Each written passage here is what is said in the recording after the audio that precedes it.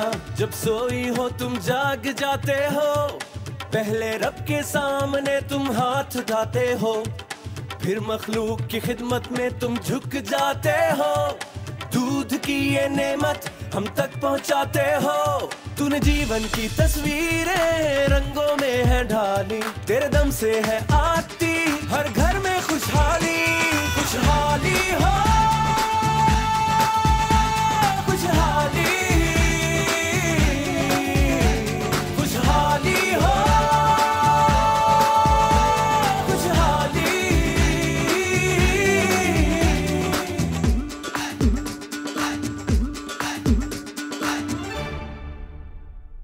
चलते फिरते तेरे मवेशी एक अनमोल खजाना है, हर बीमारी हर तकलीफ से तुमने इन्हें बचाना है। याद है रखना तुमने अपनी पैदावार बढ़ाना है, आगाही और इल्म के हर पहलू को अपनाना है। हो जो सेहतमंद कौम समझो हमने मंजिल पाली। खुशहाली हो, खुशहाली, खुशहाली हो,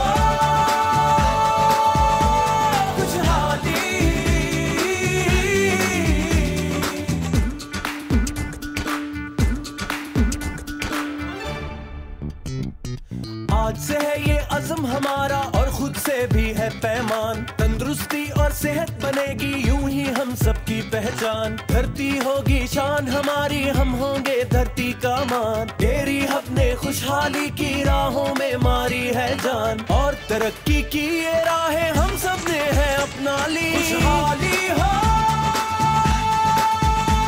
खुशहाली,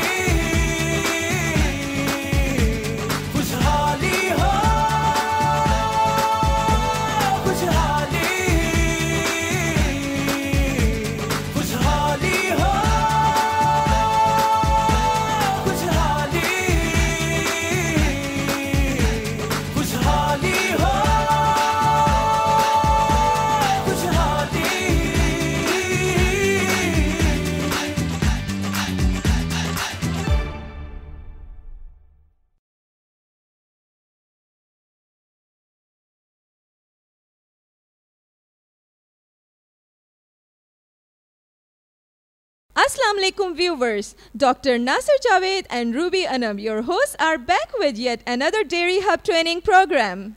Viewers, lack of awareness about basic diseases in the dairy farming industry and hence the inability of our farmers to cope with them has deprived our farmers from well-deserved profits in this business. If they get primary information regarding prevention of diseases, problems related to them may be avoided to a great extent, and dairy farmers would indeed benefit financially from this business. To talk exclusively on this issue, we have invited Professor Dr. Muhammad Sarwar Khan. Professor Khan is associated with University of Veterinary and Animal Sciences in Lahore.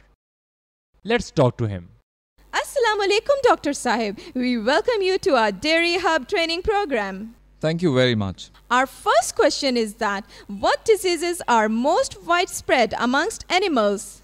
Just like there are many types of diseases in human beings, animals, especially cows and buffaloes, too are affected by a variety of diseases. Most of these diseases are spread through microbes. There are two types of such diseases.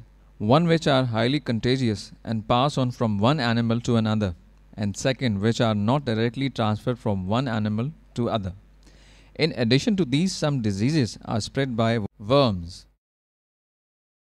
Diseases due to seasonal effects, and some are skin diseases. I will quote some examples here like milk fever, which is caused because of deficiency of calcium in the animal's body, most after calving. Another important source of disease in animals is through worms. Skin diseases are also very common, but there are 3 or 4 diseases which are very significant in animals. They include foot and mouth disease, hemorrhagic septicemia, and then combination of a number of diseases termed as red water. Dr. Sahab, thank you for telling us about all these diseases in details. Please tell us the symptoms of foot and mouth disease, FMD, and how it is spread. Well, foot and mouth disease is an infectious disease caused by virus, and it is transferred from one animal to another through feed, water and air. It is not confined to one piece only, but it is airborne and can travel to other areas too. As a matter of fact, this disease can transfer from one country to another across connected borders too. The most prominent symptom of this disease, as the name suggests, is the formation of blisters inside the animal's mouth and between its hooves. The animal's temperature rises and it develops high fever. It loses its appetite and stops feeding and becomes very weak. Its milk production is drastically reduced or ceases altogether. Other problems related to this condition arise and the affected animal becomes useless for its owner. If this disease is so dangerous, how can it be prevented? The most important thing in this regard is prevention before the disease attacks. This involves a few simple but essential actions. The first is to care for the animals very well. It should be assured that their shed and manger is clean and its drinking water is clean and unpolluted. Timely vaccination plays a vital role in the prevention of foot and mouth disease. These inoculations are given twice a year, and if these vaccinations are timely, animals can remain safe from this disease. This is the most important form of prevention. Dr. Sahab, do these vaccinations work once the disease has already struck a dairy farm? No, I am afraid once this disease has attacked an animal, vaccinations aren't of any use. However, there is availability of serum which can work sometimes, but it is recommended to use of antibiotics and treat the blisters as well. Remember, only healthy animals should be vaccinated, and if there is any doubt of sickness, do not vaccinate the animal. Dr. Sahab, you mentioned another disease, hemorrhagic septicemia. What is it and how does it spread? Hemorrhagic septicemia is also a microbial disease caused by a bacteria. It is also contagious and it is communicated from one animal to another through feed and water. It is mostly active in rainy seasons during summer and winter. Since animals are confined to close places due to the weather, they are forced to share scarce food and space. The HS bacteria are present within an animal's body, and the prevailing conditions cause it to attack the animal due to its lowered immunity. The very hot or cold weather conditions aggravate the infection. The most obvious symptom of this disease is a very high fever and inflammation of jaws and neck, which causes breathing difficulties and may cause death by choking. Whereas foot and mouth disease affects milk production. HS contributes to the highest mortality rate amongst animals. Doctor, you mentioned yet another disease, red water. Would you please tell our farmer brothers about it? Actually, red water is not just a single disease. This word is combination of red and urine. So, when an animal excretes red urine, we call it red water. It is extremely dangerous when the redness is due to the presence of blood. But often, due to reactions by some medication, the urine turns red, but that is not a disease. It is temporary and will be normal after a while. However, when an animal is passing blood in its urine, that is known as red water. There are 2 to 3 diseases involved in this condition which are very important. One is the presence of microbes called Babesia and Theileria in the blood. Another occurs due to the phosphorus deficiency in either animal's body after pregnancy or lack of phosphorus in the soil in which the animal's fodder is grown. This causes lack of phosphorus in the animal's feed and results blood in urine. Sometimes toxic elements in the animal's feed also enter the animal's bloodstream and cause breakup of red blood cells which are detected as blood in the urine. Dr. Saab, another important problem which our farmers often come across is low fertility in their animals, which after the calving do not reproduce for 2 to 3 years. What are the reasons for it? There are many reasons for this, as we say, multiple causes. One of the most important reasons is a microbial attack, and the second is weaknesses due to poor nutrition. Sometimes the uterus of an animal is also infected by disease germs during calving and does not remain conducive to further reproduction. Sometimes there are problems in its ovaries which cause infertility.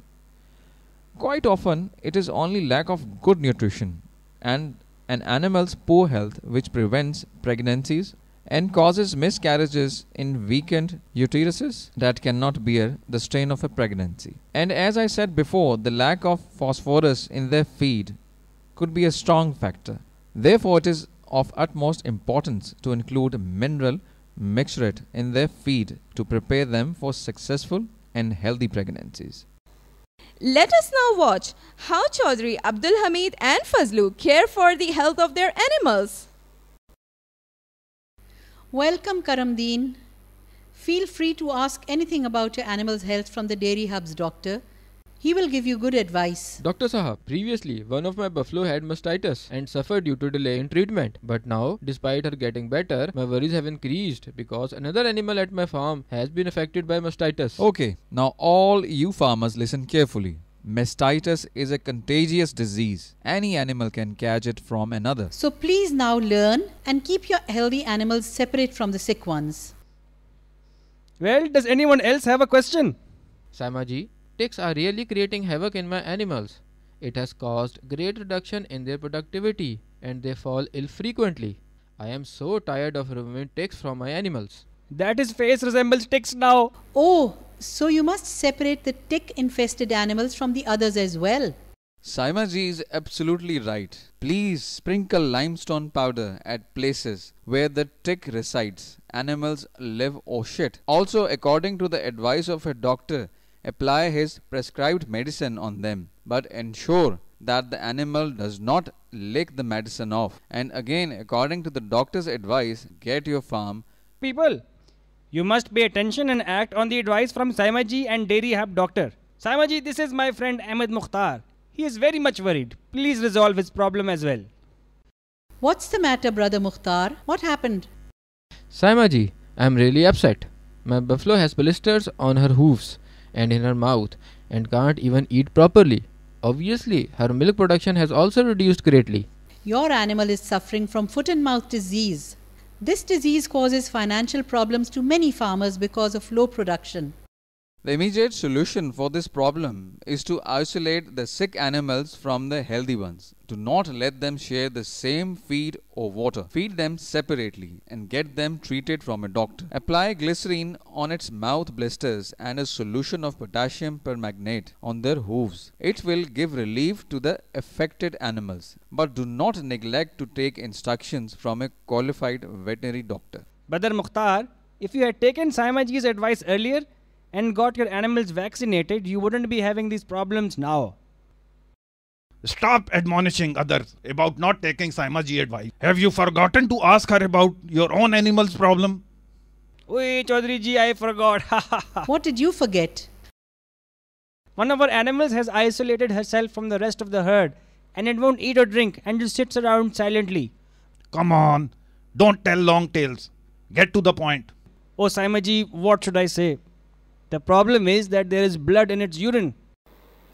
Chaudhry, your animal is suffering from red water. Red water? What disease is that? See? It's nothing to be scared of. Many animals, especially those that produce milk, suffer from this disease due to lack of minerals in their diets. Nevertheless, I would advise urgent treatment from a doctor. Also, for the rest of you, never overlook the mineral requirements of your animals. Include mineral mixture to your animals and your farms will be safe and free from red water. As a matter of fact, I would say that mineral mixture must be a compulsory part of an animal's daily feed. Saimaji, we are really obliged to you and Dairy Hub's team. How can we ever thank you enough for giving us such a helpful information? Oh no, Chaudhry and all you brother farmers, don't thank us. Just ensure that our advice is followed. Because that would ensure that not only would your animals remain healthy, but so would your financial health. What do you say, brothers? She is absolutely right. In this training program, you heard the views of our Dairy Hub representative, Dr. Ahmed, and very important points from our honored guest, Dr. Muhammad Sarwar Khan. We hope that you will employ their suggestions and look forward to gain good profits from your farms. There are two very important points that I would like to reiterate. Firstly, do consult a doctor in case of emergency, because shortcut and self-remedies not only waste time and money but may cause fatalities. Secondly, please ensure that your animals are vaccinated in time to prevent losses. Thanks for appearing on the show, Dr. Server. You're welcome. It is quite clear, if the farmers follow the doctor's advice, it is in their best interest. On this note, our show comes to an end. Dr. Nasir and Ruby Anam will be back with another episode of Dairy Hub Training Program soon. Allah Hafiz.